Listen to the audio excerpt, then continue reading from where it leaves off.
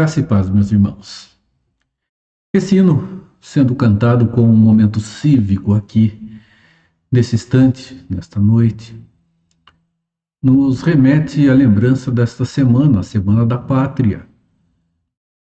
Nós precisamos continuar conservando o nosso coração de civismo. Deus nos colocou aqui nesta terra, Deus nos colocou nesta pátria, Deus nos colocou aqui, seguramente, porque devemos ser sal e luz aqui onde nós nascemos, onde crescemos e onde temos vivido o nosso dia a dia.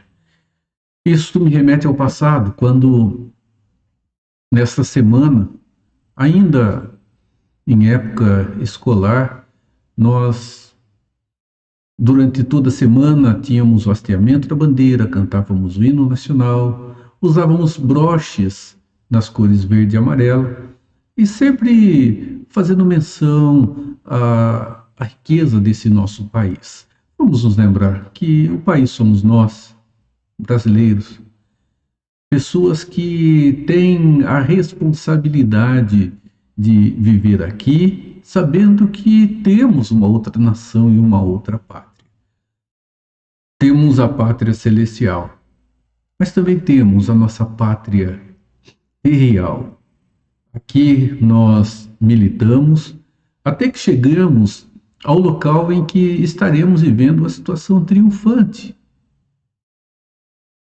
A igreja que milita é esta que está aqui, com os pés no chão, vivendo a realidade do dia a dia que desafiadoramente temos diante de nós. Eu quero fazer a leitura do Salmo 33. As Escrituras dizem assim: Exultai, ó justos, no Senhor, aos retos fica bem louvá-lo. Celebrai o Senhor com harpa, louvai-o com cânticos, no saltério de 10 cordas. Entoai-lhe novo cântico, tangei com arte e com júbilo, porque a palavra do Senhor é reta, e todo o seu proceder é fiel. Ele ama a justiça e o direito, a terra está cheia da bondade do Senhor. Os céus por suas palavras se fizeram, e pelo sopro da sua boca o exército deles. Ele ajunta em montão as águas do mar, e em reservatório encerra as grandes vagas. Tema ao Senhor toda a terra, temam-no todos os habitantes do mundo, pois ele falou e tudo se fez, ele ordenou e tudo passou a existir. O Senhor frustra os desígnios das nações e anula os intentos dos povos. O conselho do Senhor dura para sempre, os desígnios do seu coração por todas as gerações. Feliz é a nação cujo Deus é o Senhor e o povo que ele escolheu para sua herança. O Senhor olha dos céus, vê todos os filhos dos homens, do lugar da sua morada observa todos os moradores da terra. Ele que forma o coração de todos eles, que contempla todas as suas obras. Não há rei que se salve com o poder dos seus exércitos, nem por sua muita força se livra o valente. O cavalo não garante vitória a despeito da sua grande força. A ninguém pode livrar. Eis que os olhos do Senhor estão sobre os que o temem, sobre os que esperam na sua misericórdia, para livrar-lhes a alma da morte, e no tempo da fome, conservar-lhes a vida. Nossa alma espera no Senhor, nosso auxílio e escudo. Nele o nosso coração se alegra, pois confiamos no seu santo nome. Seja sobre nós, Senhor, a tua misericórdia, como de ti esperamos. Amém. Vamos louvar, depois o Coral Luz estará cantando Guiar-me-á e voltamos para meditar na palavra do Senhor. Nosso Deus, grandioso Pai, eterno e soberano Senhor, estamos diante da Tua palavra, Pai, mais uma vez, pedimos a iluminação para que tenhamos compreensão da Tua verdade, Pai. Pedimos que cuide da nossa nação, cuide da nossa pátria, esteja, Senhor, sobre aqueles que nos governam, Senhor, deles um coração, Pai, movido pelo Senhor, para que tenhamos tempos de paz, tenhamos, Senhor, tempos de serenidade e tenhamos, Senhor, tempos de justiça dentro da nossa pátria.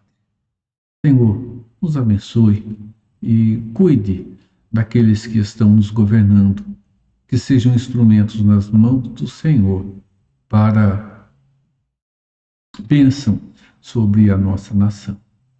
Oramos, Senhor, em nome de Jesus. Amém, Pai. Vamos louvar a Deus e nós já voltamos.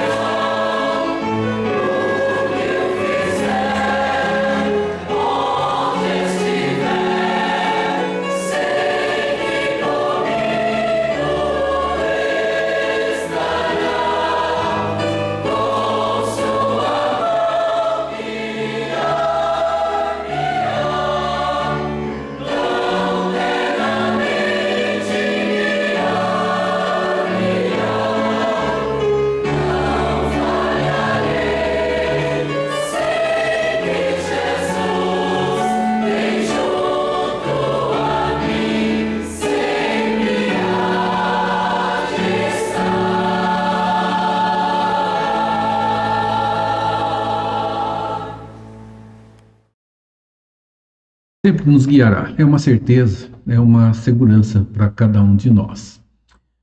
Esse salmo, Salmo 33, ele é escrito em forma de um hino. Ele tem toda uma estrutura hinológica e provavelmente ele tenha sido composto para um momento de batalha, para um momento de guerra.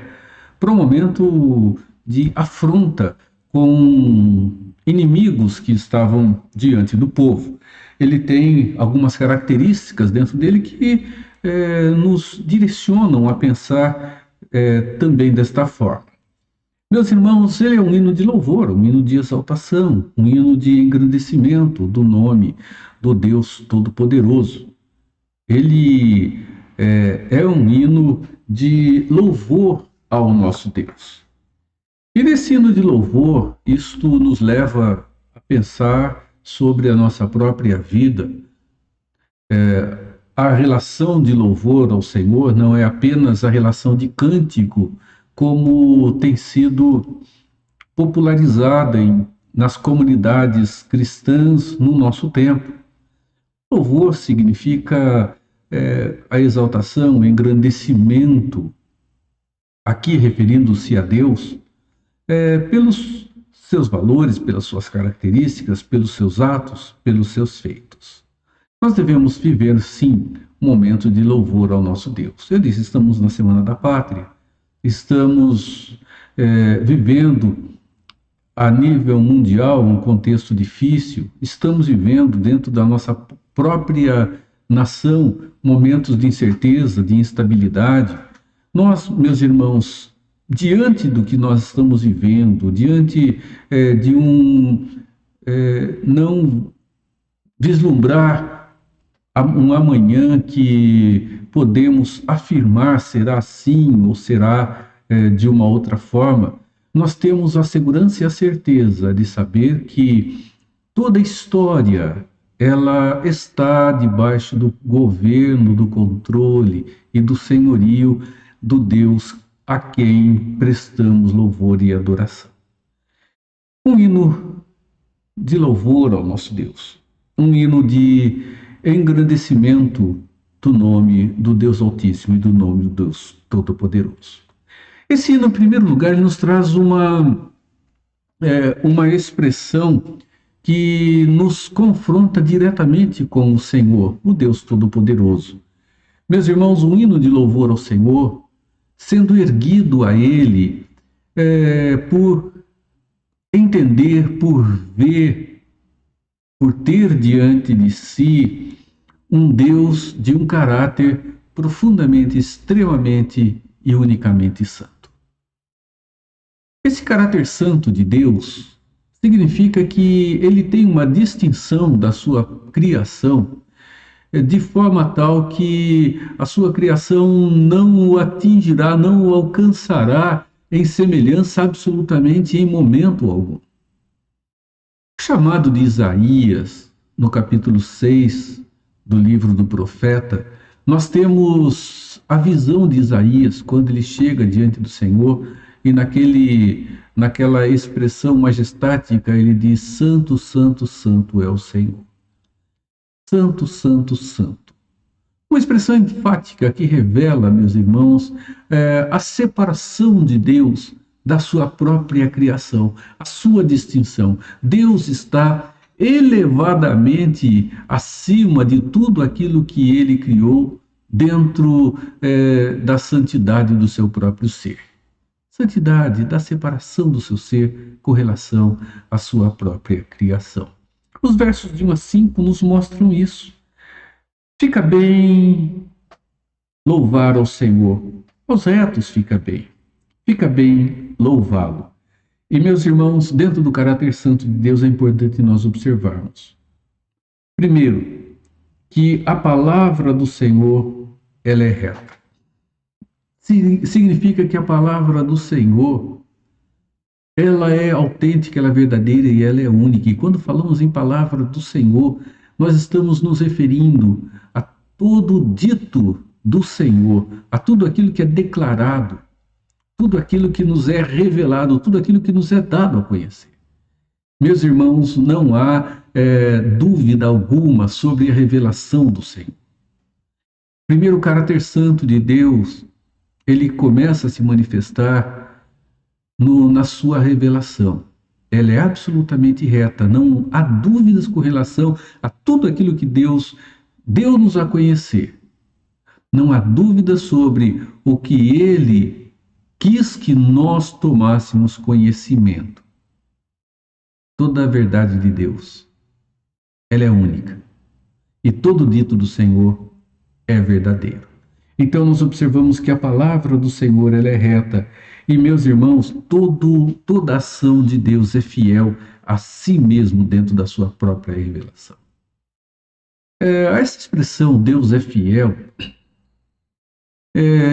tem sido tomada de uma forma que nós invertemos a relação da nossa vida com Deus. Ele se torna agora aquele que se sujeita a nós porque ele disse que faria e nós agora podemos exigir dele que o cumpra.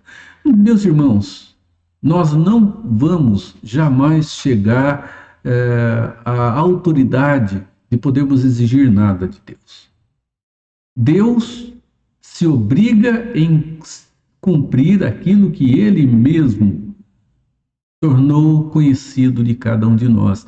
E ele é fiel em cumprir cada um desses valores e cada um desses preceitos. Não é porque qualquer pessoa, por maior que seja a sua espiritualidade ou por maior que seja o seu conhecimento, pode exigir do Senhor qualquer atitude.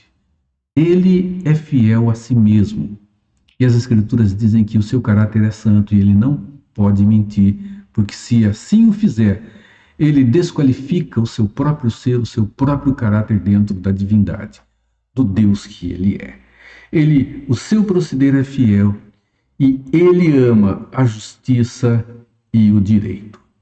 Meus irmãos, quando nós olhamos para o caráter de Deus, nós vemos esse caráter refletindo-se sobre a humanidade. Às vezes parece que Deus ele está a uma distância tal que aquilo que acontece aqui não tem importância para ele. Um grande equívoco que comete aquele que pensa assim. Quando as Escrituras dizem que Deus ama o direito e a justiça, ele ama o direito e a justiça porque isso faz parte do seu próprio caráter.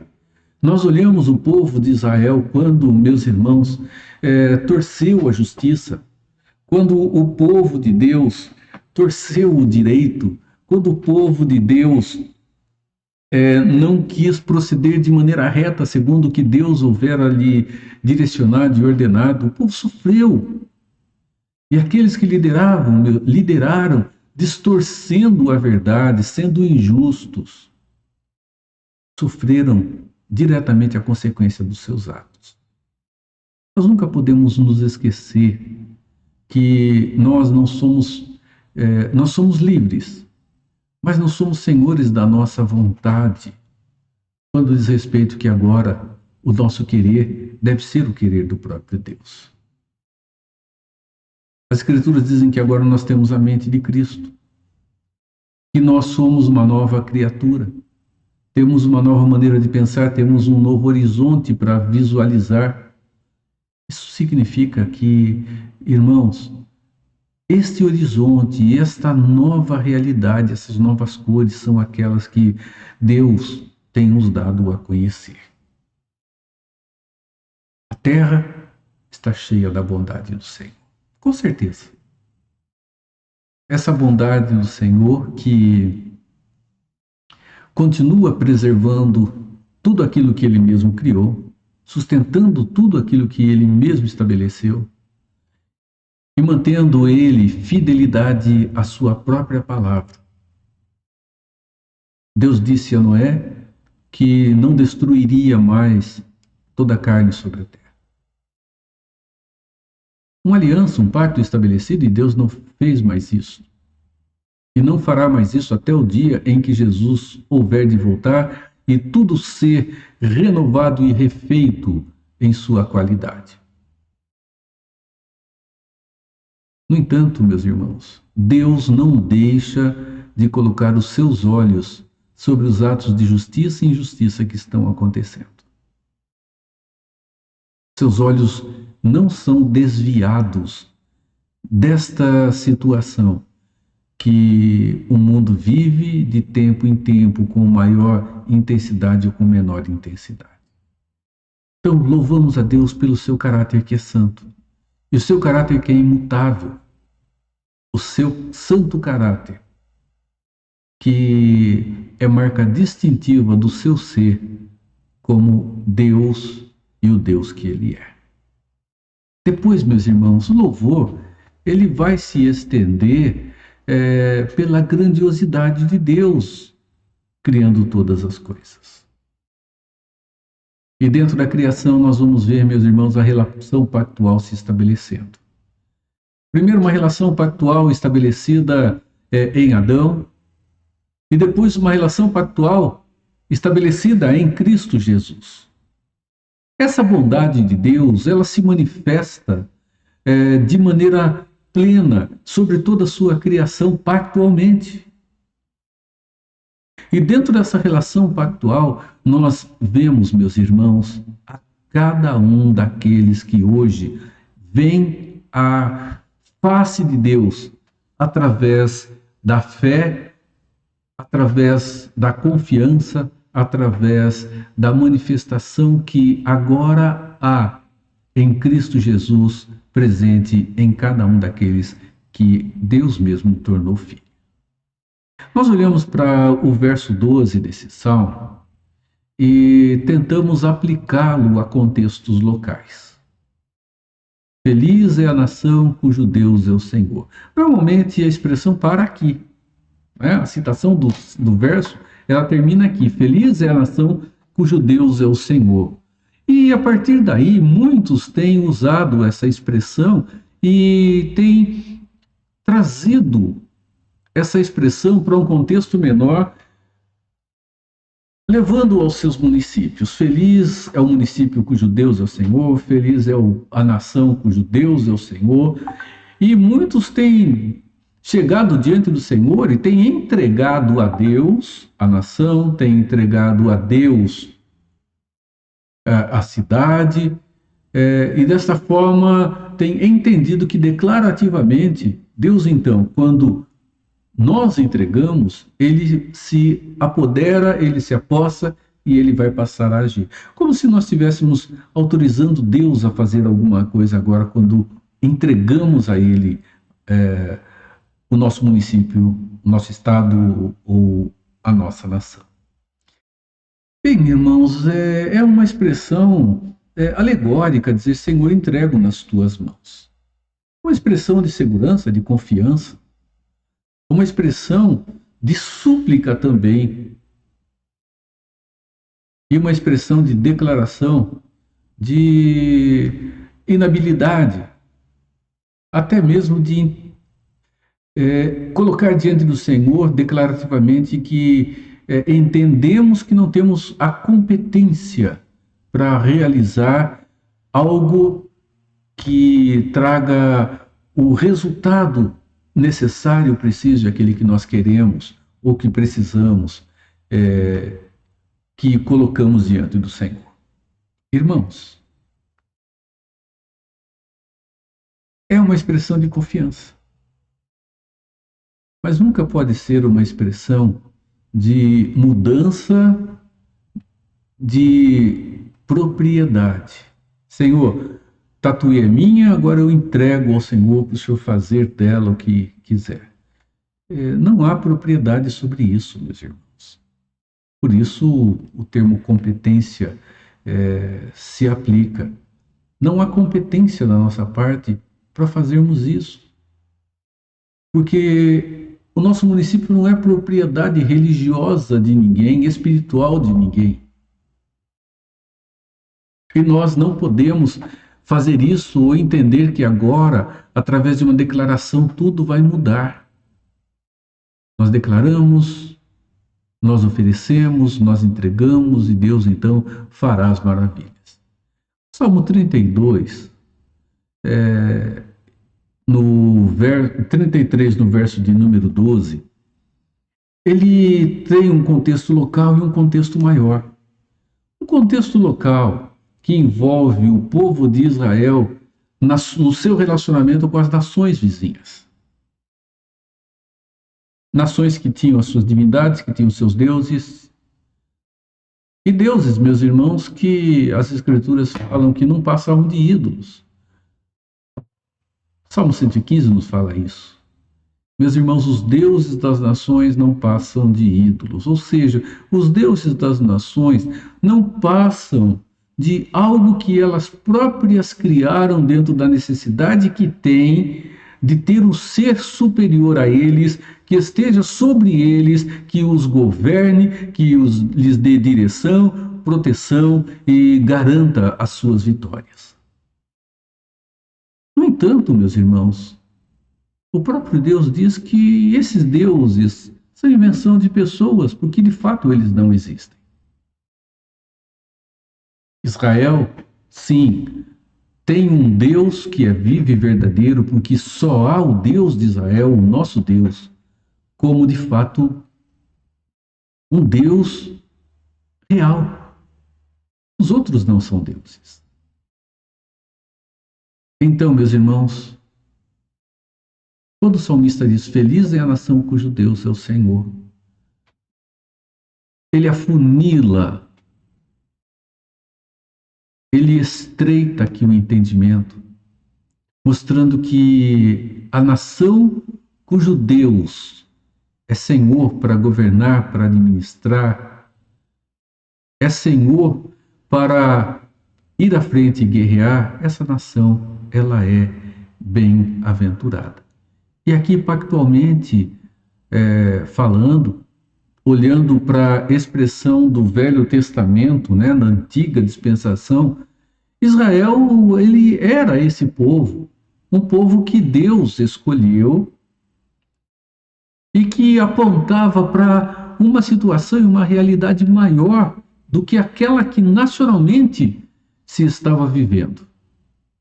Agora cometemos um engano quando afirmamos que feliz é a nação cujo Deus é o Senhor, entendendo que a nação cujo Deus é o Senhor fará com que tudo sempre dará certo. Nós olhamos para a história do povo de Deus no Velho Testamento e vemos que não é desta forma. Deus é o Deus do seu povo, o Deus de Israel. E nós observamos, meus irmãos, que o Deus de Israel, como a própria palavra nos diz, ele é fiel no seu proceder. E no seu ato de fidelidade no proceder, ele não admite, não tolera a infidelidade do seu povo. Vamos lembrar que essa relação é uma relação pactual, é um pacto, é um acordo estabelecido, um acordo em que as duas partes têm as suas obrigações e que há benefício para uma dessas partes quando cumpre os termos estabelecidos. Irmãos, essa relação pactual é aquela que, de fato, afirma que bem-aventurado ou feliz é a nação cujo Deus é o Senhor. Porque, meus irmãos, na fidelidade ou na infidelidade, a ação de Deus está presente, com a diferença que, na infidelidade, meus irmãos, a sua presença é disciplinadora, é corretora, é renovadora e é restauradora. E tudo aquilo que é tomado desta forma traz sofrimento e traz dor. Retificar, restaurar, isso significa que Deus está trabalhando de forma tal que faz com que a direção seja mudada, com que o coração seja retomado dentro do amor autêntico e original. Do primeiro amor, como Jesus afirma quando escreve em Apocalipse a carta à igreja em Éfeso.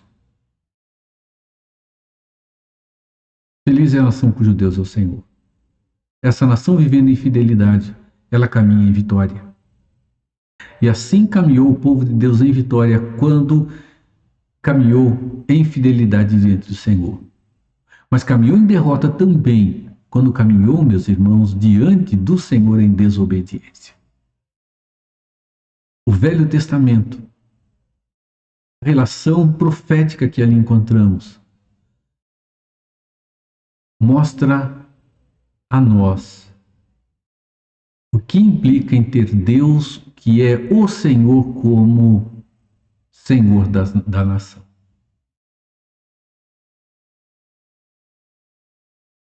O salmista diz que, por mais força que tenha o cavalo, não é ele quem garante vitória. Por mais bem equipada, por mais bem treinada, por mais bem preparada que seja uma comunidade, o que vai lhe garantir vitória não é esse equipar e se preparar, mas seguramente será um coração fiel ao Deus Todo-Poderoso. E quando nós falamos em povo que ele escolheu para sua herança, nós estamos, meus irmãos, entrando aqui numa aliança renovada, aquela aliança estabelecida em Cristo Jesus, ou a nova aliança. Bem-aventurado, bem-aventurada a nação, cujo Deus é o Senhor e o povo que ele escolheu para a sua herança. Esse povo foi escolhido na eternidade passada. E esse povo trilhou o caminho e os trilhos que antecederam a vinda de Cristo. E esse povo tem caminhado nos trilhos do pós-vinda de Cristo no aguardo do seu retorno. É o único povo, e quando nós então dizemos que feliz é a nação cujo Deus é o Senhor, nós estamos falando desse novo Israel. Esse novo Israel que é feliz porque tem Deus como seu Senhor e não se sujeita, não se inclina, não se debruça sobre a qualidade antiga que só trazia ao coração um suprir temporário e passageiro. Meus irmãos, Deus é grande na sua criação e é maravilhoso na sua redenção. Toda a sequência do texto nos mostra isso. Ele é maravilhoso na sua redenção. E na sua redenção, as Escrituras nos mostram que é aquele que nos concede vitória. E uma vida bem-sucedida, uma vida vitoriosa, meus irmãos, é aquela que é vivida em fidelidade ao Senhor, porque Ele é o nosso Deus. Porque nós somos a sua herança. Porque nós somos escolhidos por Ele.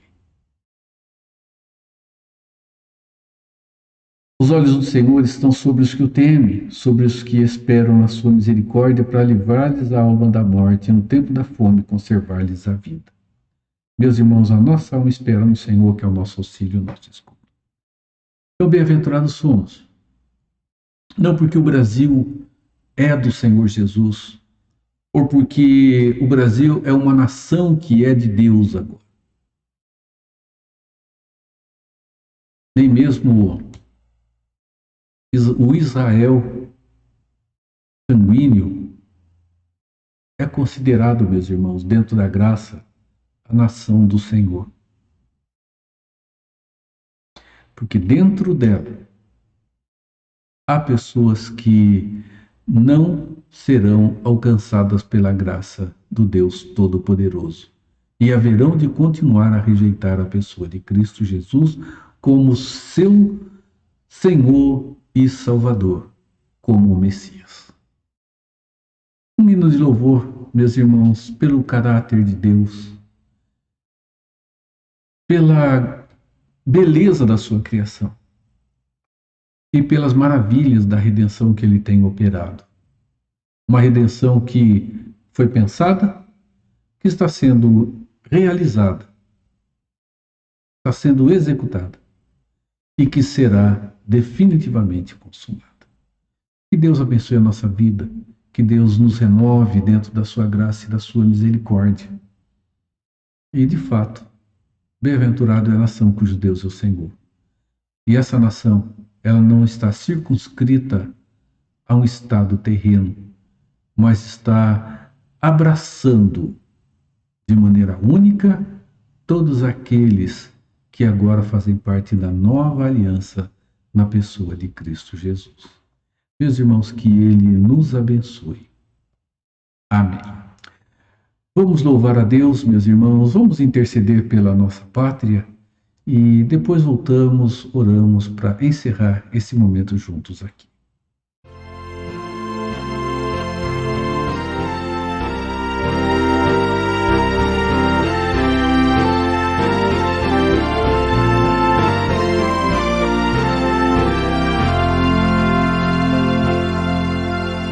Divino Salvador, contempla com favor nosso país.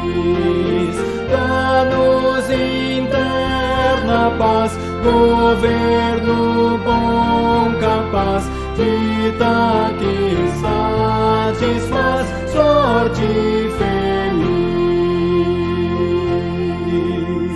Confiamos só em ti, vem dominar aqui, ó Rei dos Reis.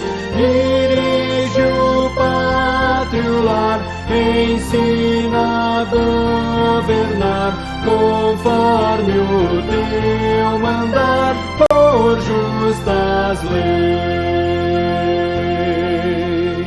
Ao presidente, ó Deus, inspira lá dos céus o teu temor, que possa bem cumprir o seu mandato e ouvir de todo o povo aqui real louvor.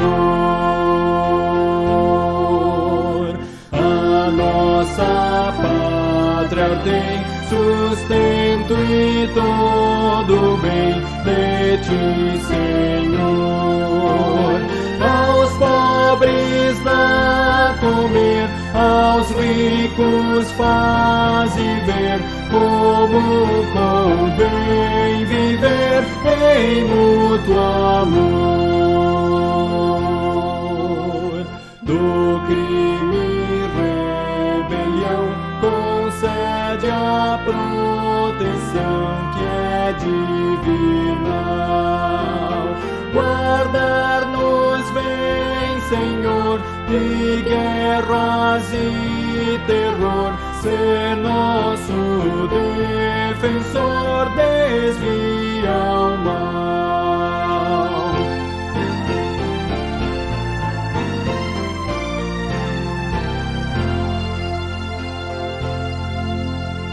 Poder supremo tens, depara os altos bens da salvação.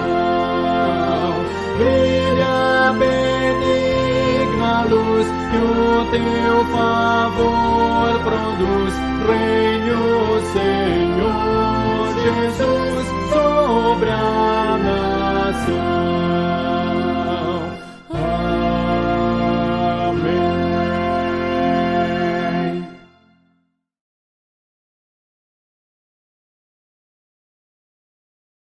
Santo, santo, santo Deus, eterno e todo-poderoso, louvado e exaltado seja o teu grandioso nome, Pai.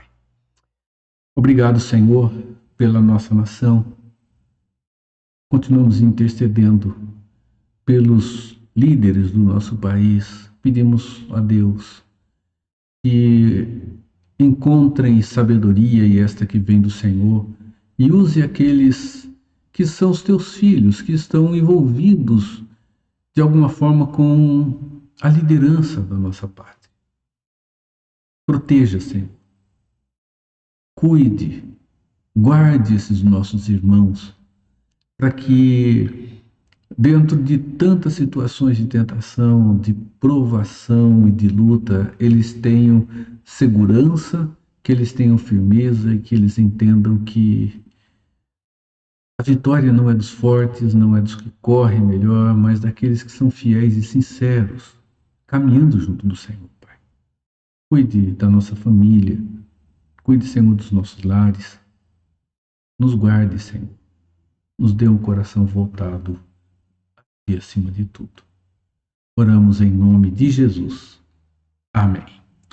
Meus irmãos, que a graça de Jesus Cristo, o amor de Deus, o nosso Pai, e a bênção consoladora e instrutora do Espírito Santo seja com a sua vida, com a sua família, com o seu lar, seja com todo o povo de Deus, agora e sempre.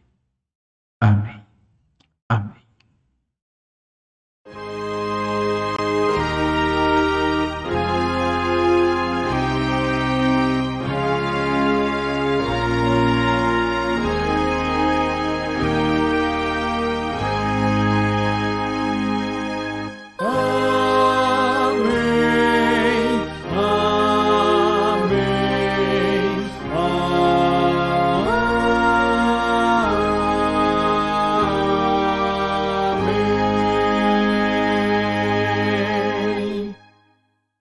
O cristão é um cidadão de dois mundos. Ele é um cidadão do céu e um cidadão da terra. Ele tem compromisso com Deus e com os homens. Ele tem compromisso com as autoridades constituídas. Ele tem compromisso com a sua família e consigo mesmo. O apóstolo Paulo, escrevendo a sua primeira carta a Timóteo, disse o seguinte, e eu peço sua licença para ler esse texto. Antes de tudo, pois exorto que se use a prática de súplicas, de orações, intercessões, ações de graças em favor de todos os homens, em favor dos reis e de todos os que se acham investidos de autoridade, para que vivamos vida tranquila e mansa, com toda a piedade e respeito, pois isto é bom e aceitável diante de Deus, nosso Salvador. Temos o compromisso de orar pelas autoridades constituídas, porque toda autoridade constituída procede de Deus. Deus é Deus de ordem e não de anarquia. Deus não é favorável ao caos. Por isso ele criou o universo e estabeleceu leis para governá-lo. Por isso ele criou o homem, a mulher, a família, estabeleceu princípios que devem regê-la. Por isso o Estado precisa ter ordem e por isso Deus mesmo institui as autoridades, com dois propósitos. Primeiro, a promoção do bem. Segundo, a coibição do mal. É claro que você e eu temos visto tantas vezes inversão de valores. Autoridades, sejam nos poderes constituídos do poder legislativo, executivo, judiciário, aqui, ali, acolá, essas autoridades não compreendendo a sua vocação.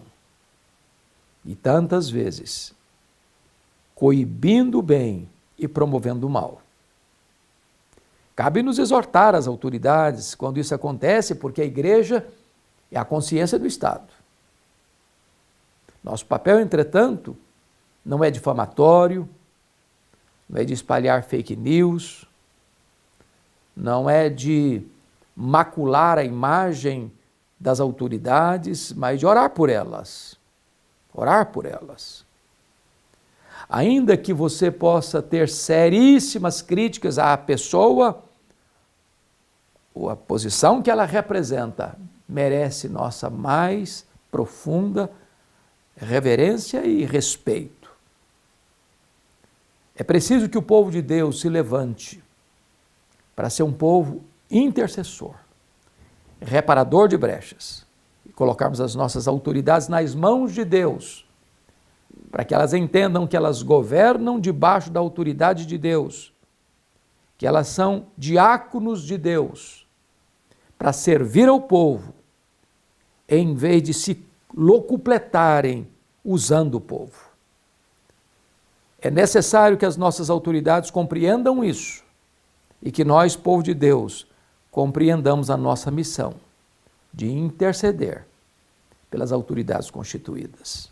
Hoje é dia de interceder pelas autoridades.